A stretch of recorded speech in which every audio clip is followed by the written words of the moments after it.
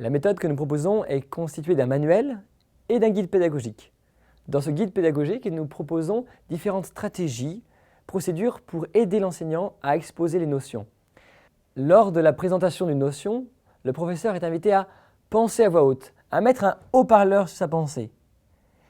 Cette stratégie est très importante parce que les élèves vont être invités ensuite à faire de même, comme le montre ce petit dessin. Ce qui se passe dans ma tête, je dois le parler, je dois l'expliquer.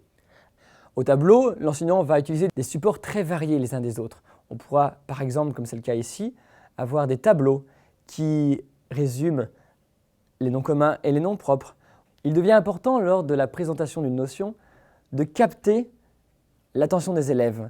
C'est là une tâche difficile. Dans ce guide pédagogique, nous proposons quelques astuces, telles que l'usage de marionnettes, raconter des histoires, notamment pour les séances d'orthographe.